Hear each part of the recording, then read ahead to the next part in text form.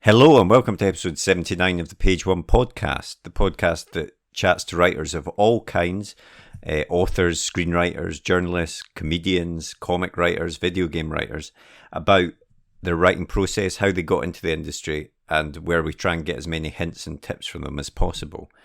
I'm Marco, and regular listeners will also be expecting to hear Tarek, but unfortunately he wasn't able to record this intro section or the outro section of the podcast, so it's just me, but he is in the interview part of the podcast with this week's guest, and it is a great guest we've got on this week.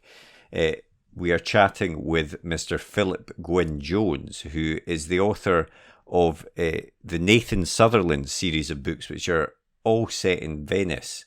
The first book was The Venetian Game, and the latest book in the series is The Venetian Legacy.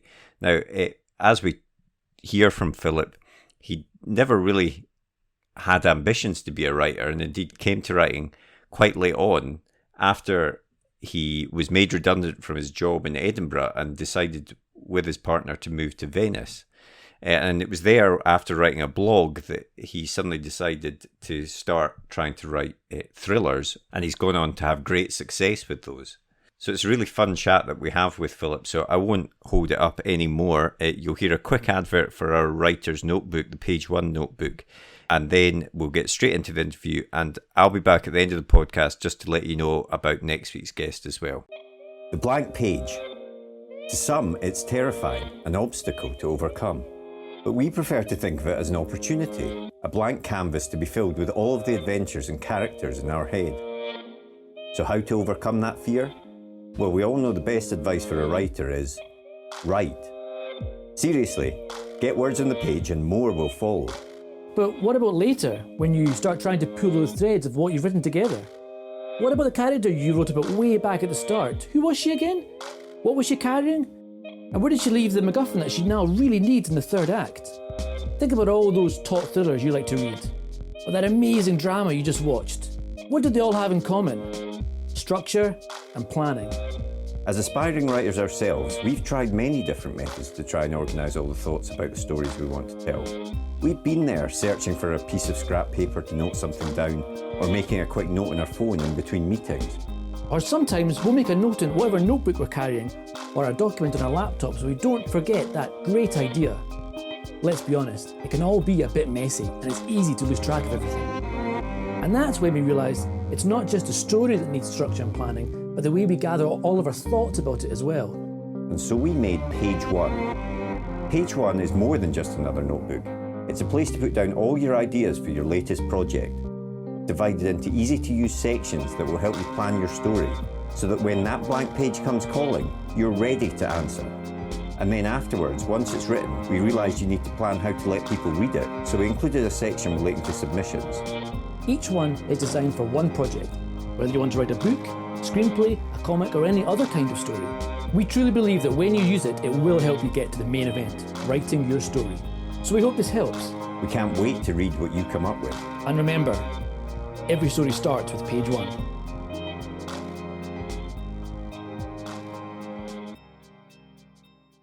Did you always want to be a writer? Because I know that you worked in IT for a good number of years.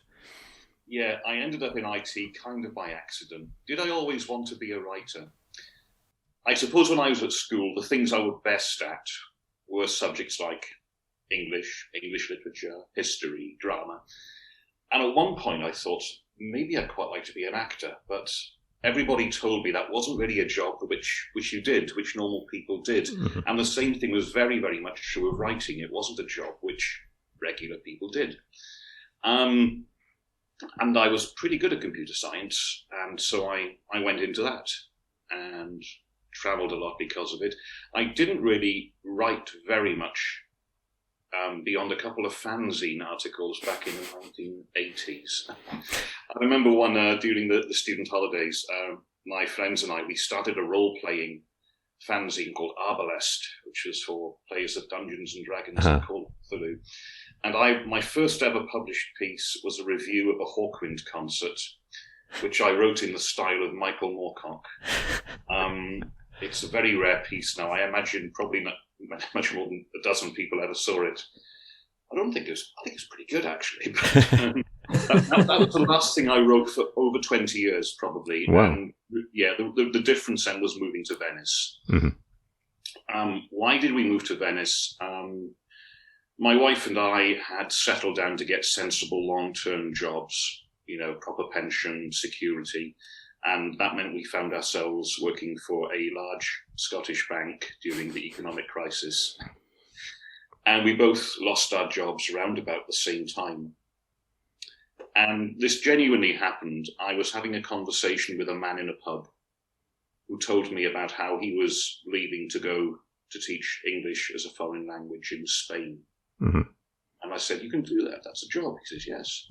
And I went home and I told my wife that I've met a man in a pub and he's going to Spain to teach English. What if we went to Venice and taught English?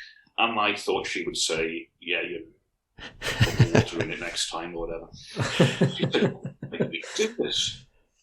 And we did. And over the course of working out quite long periods of redundancy, we arranged pretty much everything. We sold the apartment. We arranged to sell the car. We got rid of so much stuff. And we did this intensive English language course. And we moved to Venice with 10 suitcases and not much more, and started pretty much over again. Wow. How does this relate to writing? Yeah, well, how does it relate to writing? I was keeping a blog. Right. On the project, as I called it, because it was a way to keep in touch with people back home, so they'd know how we were getting on. And after about a year and a half, I'd written over 100,000 words. And I thought I could put this into one of these self-published books that everyone's talking about. I looked to create space and things like that. And I put it out as a self-pubbed book, and it sold reasonably well. For a first attempt, it didn't look professional. I hadn't got a cover designer or hadn't had it professionally edited. All the things you're not supposed to do. But it sold reasonably well. I mean, probably sold about 3,000 copies across 2 formats, which wasn't bad. And then one day I got a letter from an agent saying that he really loves Italy, really loved Venice. And I really love your book. What are you doing now? And my wife said to me, "Look, don't sound too enthusiastic, give it a bit of time." And so I gave it until after lunch probably. And then and I wasn't really working on anything, but I did have an idea for a crime novel based on certain experiences I'd had in Venice and certain things I'd seen in Venice. Because I didn't want to write a second volume of Reminiscences of Venice, because I got 20,000 words into that and was finding it boring. But I did have this idea of a crime novel. And after that, I went through the standard process with my agent. Great, send me 3 chapters, send me the whole thing. He liked it, placed it with Constable. We had to wait quite a while for publication because, publishers have their lists organised so far in advance. It took 18 months to publication, but I didn't care. I was prepared to wait. And that was it, basically. That's how I got into writing again. I always say it was the city, really, was an inspiration. I mean, that's incredible, though, that, you didn't have that sort of... that's a unique route. You almost didn't think, "Oh, I'm going to be a writer," but an agent comes to you and says, "Do you want to write?" That's amazing. I know it's not supposed to happen like that. Mm-hmm. I was incredibly fortunate. It fell into the hands of the right man at the right time. Mm-hmm. Yeah. And was the agent that you have, was he a British agent or was he someone based over in Italy? No, his name's John Beaton, and he now lives in Edinburgh. All right. Yeah. I mean, that's, yeah. He represents other people like Shirley Mackay, the Scottish writer, for example. So. And do you still work and write then, or have you managed to? We came to teach English, and it turned out I really enjoyed it, and so I do teach now, but part time, because when I was writing my first book, The Venetian Game, it was finding time to write, which was the difficult thing, because at that point I was working in a private language school.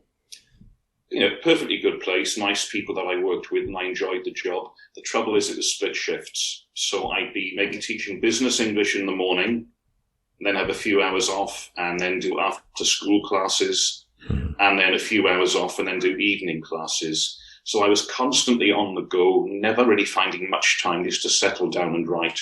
So that first book was a late at night book, I'd call it, yeah.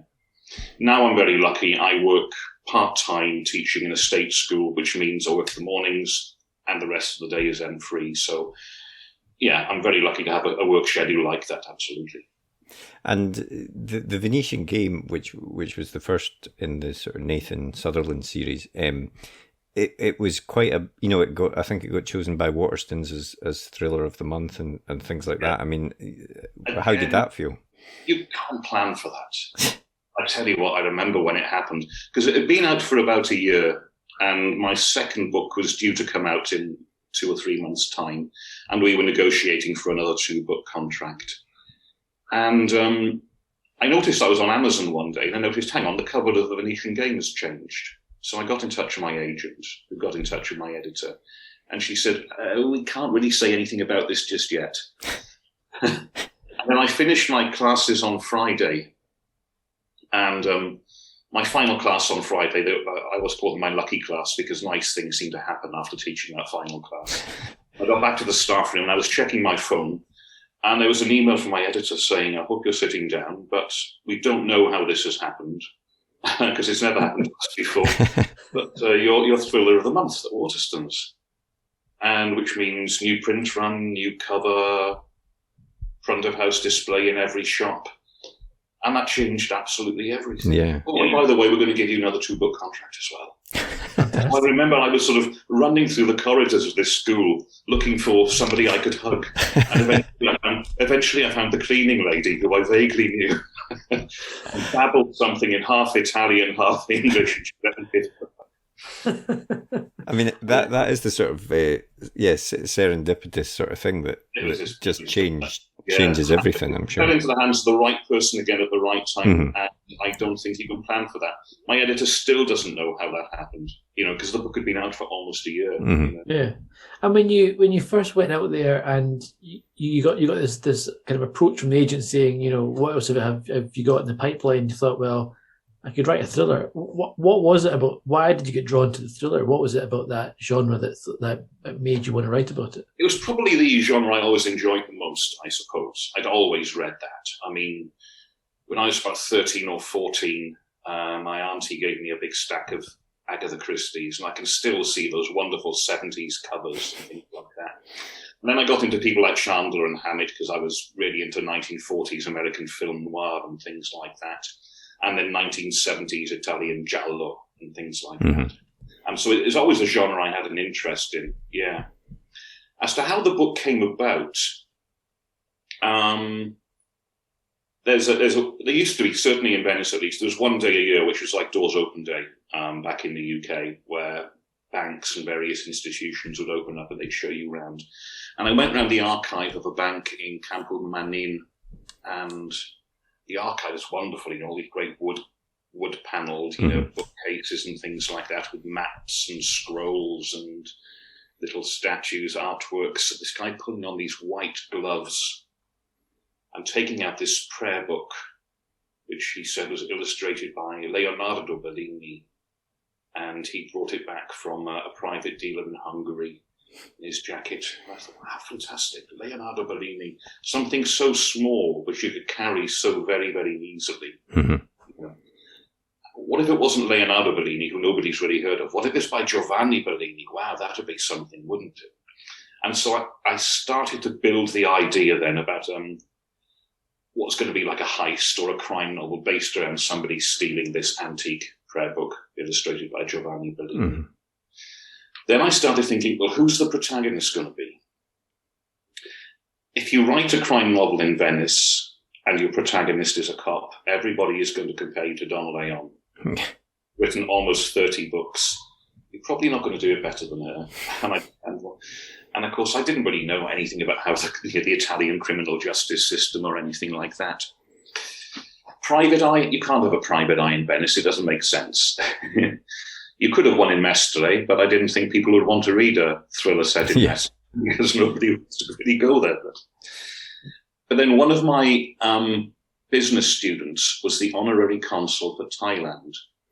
And every time I arrived with a lesson plan, he'd be telling me about trouble that people had managed to get themselves into and what his job involved, sorting out stolen passports. Maybe they've been in trouble with the police or things like that. And I thought, that would be an interesting job. And if you were the honorary consul, you would know certainly people in the police. Mm-hmm. You would know people in churches throughout the city, people at different levels of Venetian society, doctors, medics, things like that. And I thought, he'd have all the connections, really, to be able to work as an amateur investigator without actually having to be a policeman. Yeah. If I'm making the British honorary consul, I can write from the point of view of a foreigner in Venice, and I can make that sound convincing in a way that perhaps I couldn't do with an actual Venetian. So again, that was a great bit of luck. Yeah. The other great stroke of luck I had was teaching somebody from the Guardia di Finanza, which is the art crime department. And for 12 weeks, I taught him English, and I tried to get the conversation around to art crime in every single lesson. I mean, it's quite a unique protagonist to have, but as you say, it's someone that's at the center of all these things, so we'd have all these connections, so it does make sense. And the other thing your books are good at is sort of making the city itself almost a character in the books.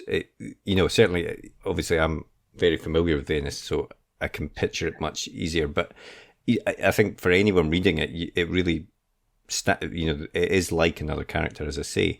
I mean, how important do you think it is to get the details of what you're writing about the city correct, or are you just try to generate that atmosphere when you do something like that?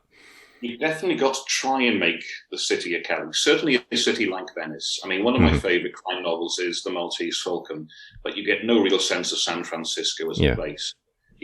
Hamlet gets away with it because his dialogue is great, his characters are great, and the story is very, very clever. But people who buy books about Venice, they want to feel something of Venice in there. Absolutely, they do. The other thing is that people who buy books about Venice are passionate about the city. They adore the city. Yeah. But if you make mistakes, somebody will say, I think if you turn left out of Calle November, and I think I'm right in this, you will find yourself not on the street, which you mentioned. So you do have to try and get that right. I mean, I've invented buildings for obvious reasons, but I mean, I usually make acknowledgement of that in the back, saying that I had to invent a church, otherwise I'm saying that this priest is colluding with the mafia. Yeah, absolutely. Yeah. And when you first wrote this, when you were saying that you were kind of writing it at night, you were working most of the day, etc. So I imagine your writing routine at that point was kind of just whenever you could find the time. But now you've settled down a little bit, you're kind of focusing more on the writing. And what's your routine like now? Is it like a kind of, do you have the same slot every day, the same hours you work, like a 9-to-5 job almost? I don't. It's not always the same slot. I'm still trying to work out what actually works best for me, to be honest. And I'm still not quite sure if early morning or late at night is best for me. Quite often what happens is that late at night I'll be writing something and, I'm keeping a journal as I'm going through, and I'll write, yes, great idea.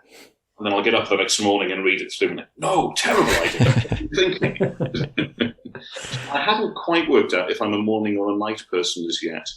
The big difference perhaps was book 3, The Venetian Masquerade, which is based around the hunt for a lost opera score by Claudio Monteverdi. And so I wrote most of that in the library, at the Marciano Library in Venice and at the Querini Stampalia Library, because I wanted to get, a proper feel for the place. Mm-hmm. Okay, if Nathan is there going through old manuscripts, I wanted to be there as well. So I was there every day for 4 hours, maybe listening to Monteverdi on continuous loop on headphones. And I actually really enjoyed that as a way to work. It was kind of unique to that book. I don't think it would really have worked for the others since then. And besides since then, I've actually got a small study where I can work now, so I haven't done that. But it was a nice way to work. Yeah, it sounds it. And are you someone that plans out your novels in great detail before you start, or do you sort of have the idea and sort of main points and then just see where it takes you? Right, I'll be absolutely honest here. Book 1 was kind of a happy accident. I think it probably is for lots of people. Book 2, I thought I'd done it once, I can do it again. And so I wrote completely seat of pants, submitted the manuscript, and my editor said, there are some good things in here, and there are some not quite so good things. So if you take out perhaps these words and replace them with better ones and send it in again, we can talk about it again. So book 2 is really book 2.5. Right, okay. And ever since then, I've always thought, don't just get into it and start writing. Have some idea about where it's going. I mean, it will change, but I've always got a final scene in mind, a couple of stages along the way, and it gives you some direction. So it's not totally planned. I've never succeeded in writing a complete plan that I've absolutely stuck to.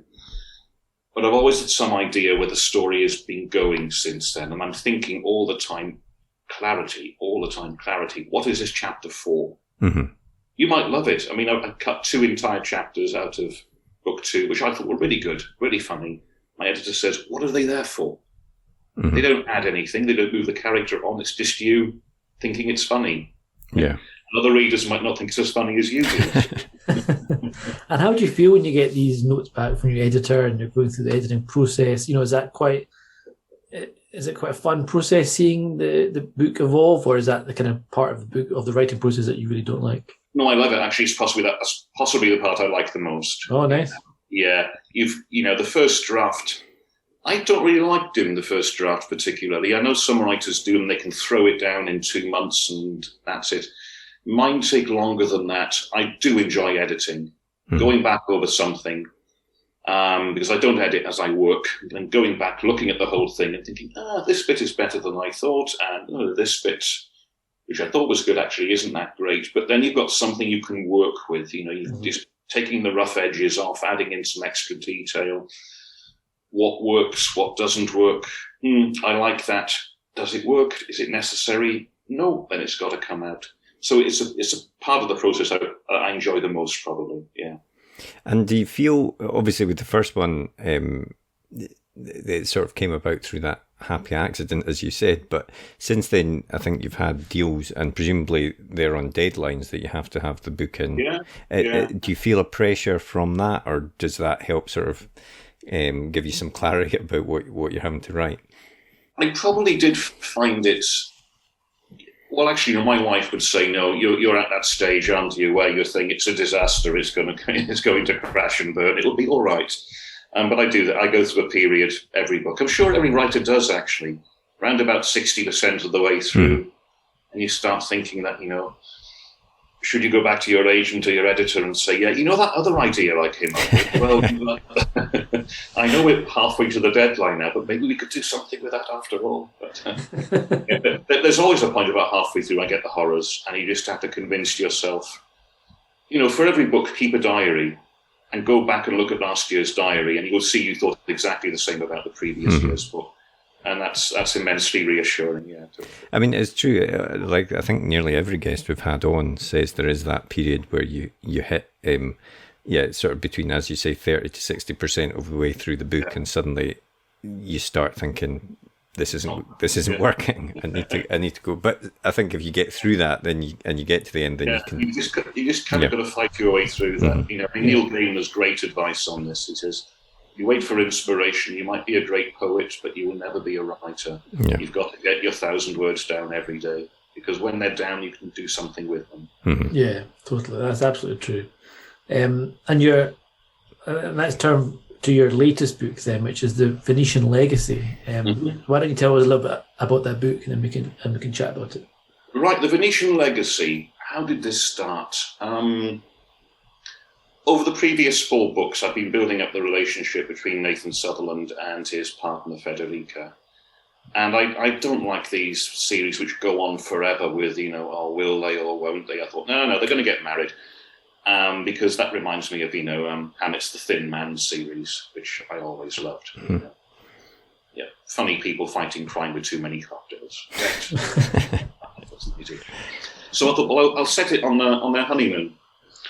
And I think if you're writing a series set in Italy, at some point, people are going to expect you to do a novel which is kind of dealing with organised crime, which is dealing with the M word, mafia. And I'd always thought I wasn't going to do that. You know, there are plenty of books dealing with it. But then I found out that there actually was a Venetian mafia, the Mala del Brenta, which was it happened. They came about in a very strange way. During the 1960s, 1970s, 1980s, Sicilian mafiosi were sent into internal exile in Italy. The idea being if you removed them from their immediate sphere of influence, they could do less harm. So mafiosi from Sicily ended up in prisons in the Veneto. What happened then is that everybody wanted to learn from. And so the individual gangs, the various gangs in the Veneto at that time, like Clan Giostra, the Sandona cartel, they all became absorbed into one single organization under a guy called Angelface Maniero. And it was defined by the government as a mafia-like organization. And I thought, there's a lot of really interesting stuff to explore here.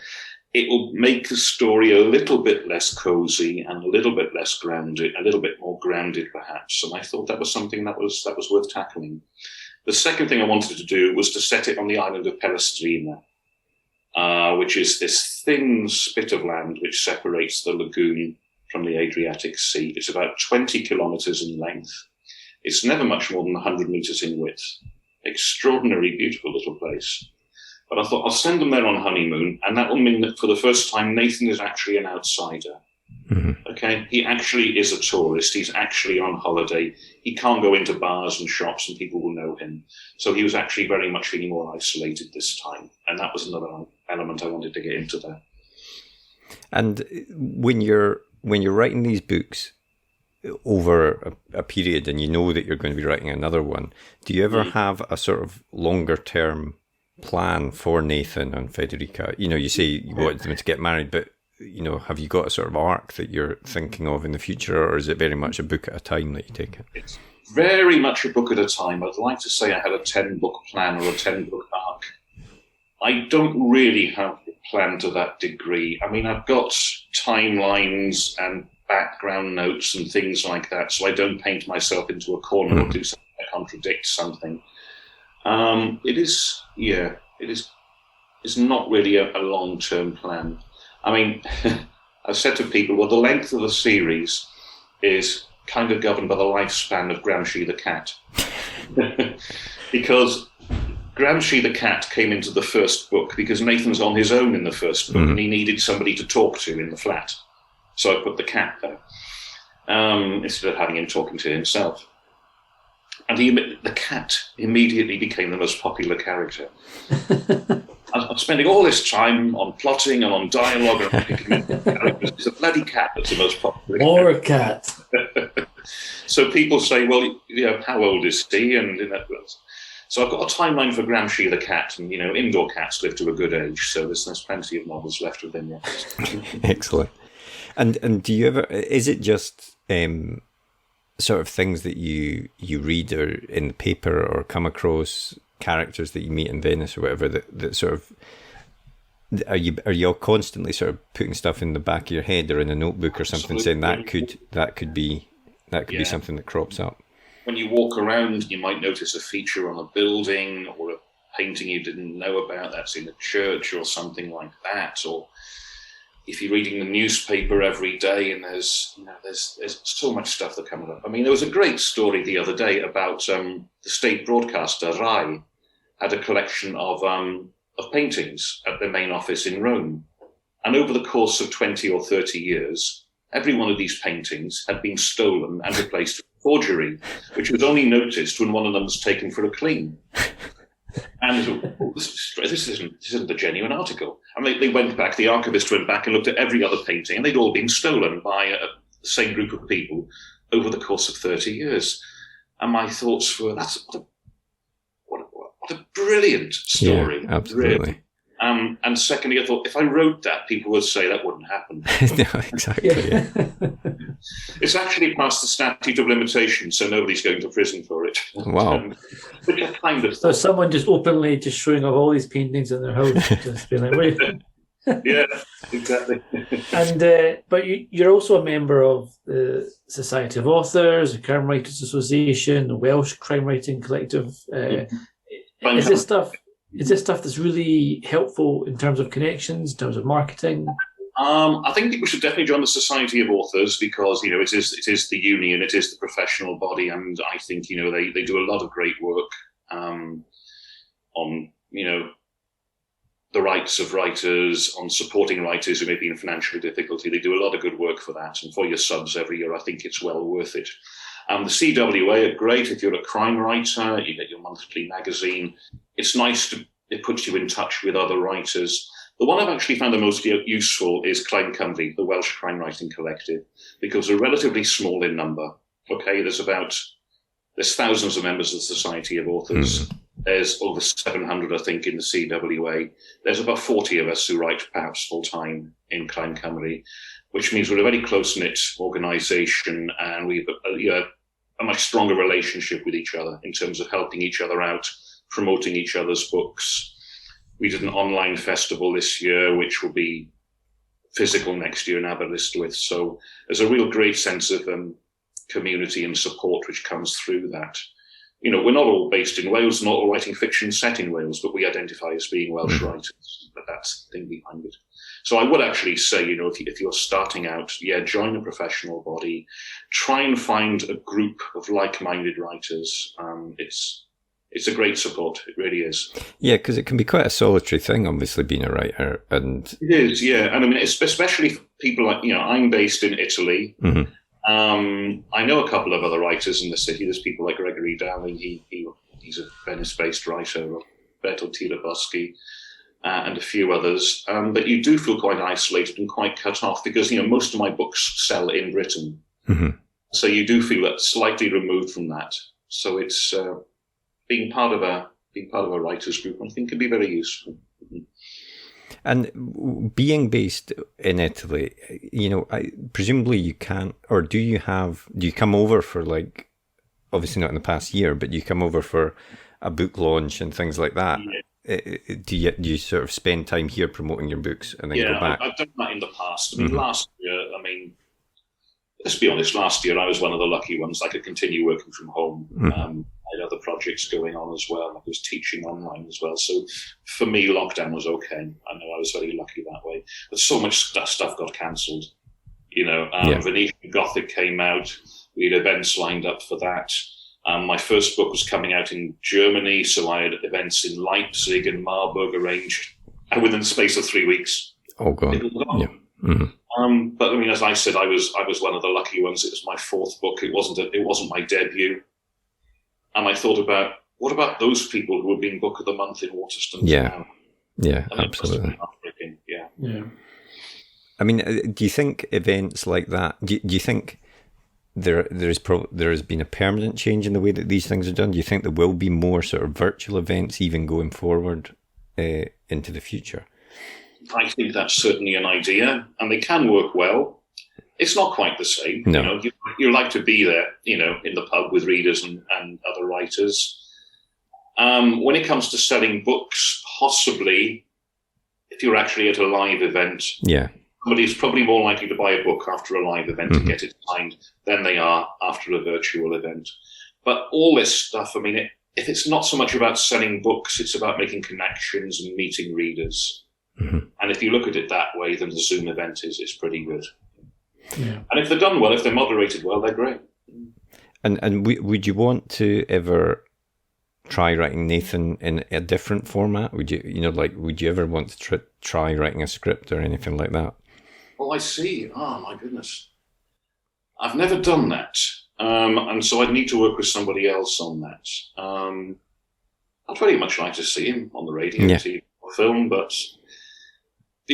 this is a series that's set in Venice. Venice is expensive for filming. Yeah. I know you had David Bishop on a few weeks ago talking about Cesare Aldo and City of Vengeance, and him saying, well, it would be really expensive to film. Yeah, well, filming in Venice would be expensive as well. But we can hope for it. You never know. There was the Brunetti series, which was big in Germany, for example. So these things happen. Yeah. And what's next then? I mean, are you wanting to continue with the Nathan Sutherland series? Are you wanting to write a non-Italy based? Well, no, that's an interesting one. I mean, the feedback from my publisher at the moment is stick with Nathan. That's what readers want. That's okay. I enjoy writing him. I enjoy sitting down every day and spending some time in his head. It's good fun. If it wasn't fun, I wouldn't do it. So my attitude at the moment is very much, as long as people want to read these books, and as long as I'm enjoying them, I'm very happy to continue with those. Side projects, yeah, maybe if I ever, I always think I'll have more time than I actually do. I've never quite managed that yet, but there are other things I'd like to try. Maybe, set in other cities in Italy, maybe set back in Wales, maybe not using the first person as a narrative device, something different like that. Do you think now you're kind of Venice bound for life, or are you ever come back to Wales, or are you done? Oh my goodness, it's difficult. I mean, I haven't been back in Wales for 18 months because it's not been possible. Yeah, totally. Yeah. I certainly don't imagine us leaving Italy. Italy feels very much like home now. I don't know, Italy has problems, of course, but it's a good place to be. I can't imagine us leaving. But then again, I was almost 20 years in Edinburgh, and I never imagined leaving there. So I've given up on this. Never say never. Yeah, absolutely. Yeah.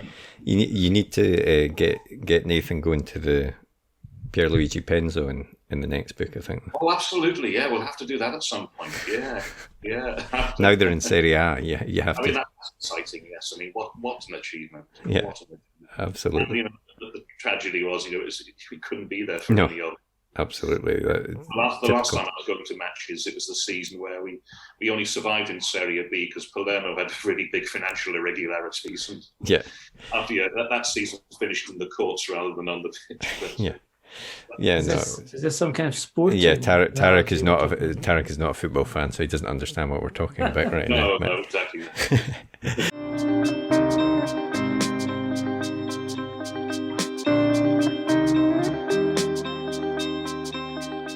What was the last book that you read? The last book I read, Abia Mukherjee, Death in the East, and it's wonderful. Great, lovely writer, full of admiration for him. And what about the last film that you watched? The last film I saw, oh my goodness, I great interest in horror films. The last proper one I saw, Dario Argento's, was it Phenomena, or was it The Bird with the Crystal Plumage? It's a 1970s Italian thriller. I dearly admire Dario Argento's work at the 70s and 80s. It was his first thriller, and I think it's brilliant. Yeah. Excellent. And what's the last TV show that you watched or are watching? Last night we finished The Kominsky Method. Oh, I've not seen the third season, but yeah, I enjoyed the first two, definitely. The third season, bear in mind it won't be like the first two for one very obvious reason. And it's only 6 episodes. Give it 2 episodes, it gets back into its stride again. And, it's a roll call of Hollywood legends, basically. Yeah, no. I've heard a lot of good things about that show. It was really it's good. on my list to watch. Yeah, no, it's great. It's great. And the very last thing we always do is a quick fire either or, and I always say there's no right answer apart from one. And looking at the list of what we have here, I'm actually going to let Marco take the first one because I feel I might completely butcher the pronunciation. Okay, Aurelio Zen or Inspector Montalbano? Oh, Montalbano. Yeah. The character, his love of the good things in life, the Sicilian atmosphere. They're a wonderful series. I mean, I like Dibdin as well, but Montalbano was a good series. Excellent. TV or cinema? Cinema, definitely cinema. Always loved it, and I watch more films than TV. Yeah. Well, you kind of alluded to this earlier, but night owl or early bird? More of a night owl. Yeah, I've tried being one. I get up early every morning in the hope of, getting my writing done by 10 o'clock. It never works.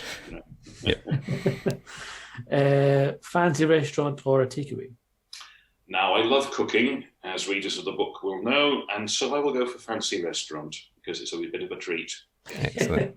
We were saying during lockdown, it was so nice towards the end there when you could actually have a dinner and someone else would make it for you and would take the plates away and you weren't having to do it yourself every night. It was incredible. When our local restaurant opened up for takeaways after 10 weeks, and look at the takeaway, fantastic. Don't eat pizza, we don't care, And the last one, real book or e-book? I'm sorry, Tariq, real book. Oh, you had that pause. I was like, I thought you were going to come in for me there. To be the one. I'm sorry, I do appreciate the value of the ebook. They are useful, but I'm one of these weird people. Oh, it smells like a book. Fantastic. Yeah. Yes. Oh, you're not one of these. I'm one of these weird people. Yeah. No, I'm one of those weird people as well.